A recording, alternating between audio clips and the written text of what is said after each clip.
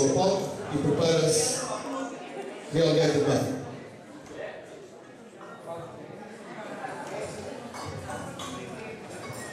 Não se esqueçam depois. E prepara-se a Real Gaita de Mafra.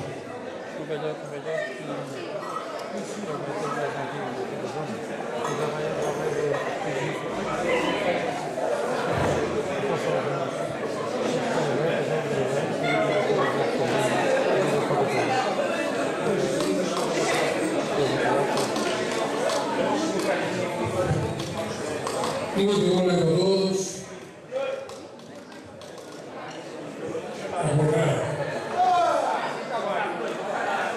Começando com os Celtas, em primeiro lugar quero agradecer o convite que nos foi proporcionado ao grupo da Freguesia. Por isso, o nosso muito obrigado.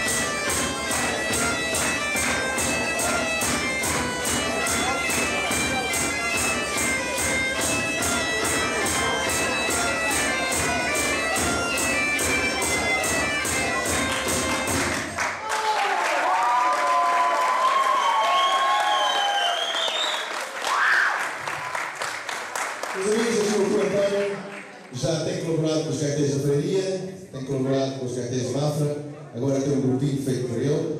Ele é um exímio tocador em gaita de fogo, no meu entender, na minha modesta opinião. Perdoe-me, se agradado, eu penso que não. É um homem que, nos seus tempos idos, fez parte de uma banda de gaiteiros na Força Aérea, não foi?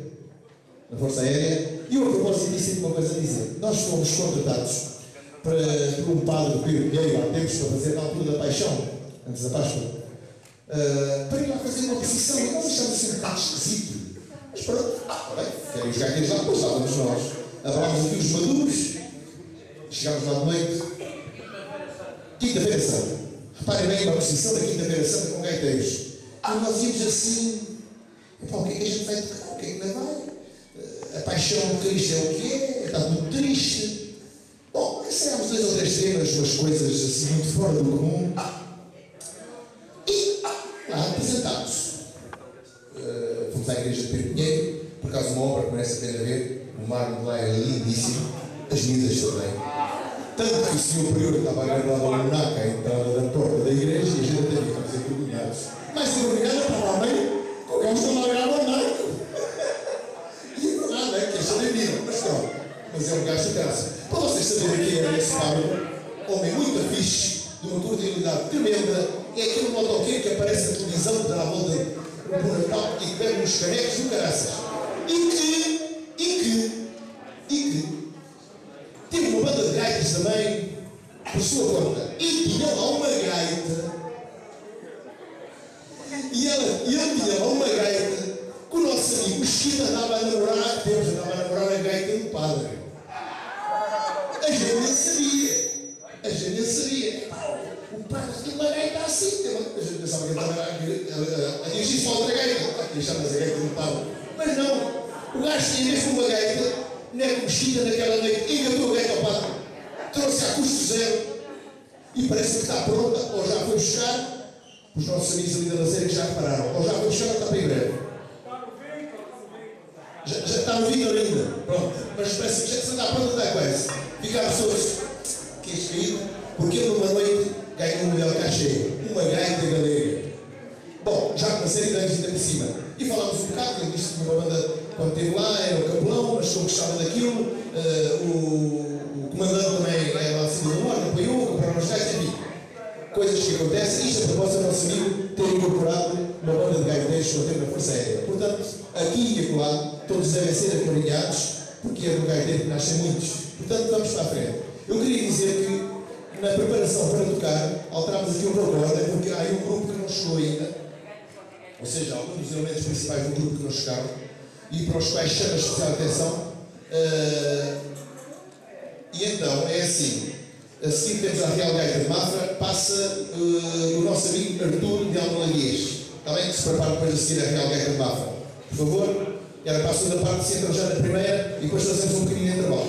Portanto, para já a seguir, mais um número dos nossos amigos, António.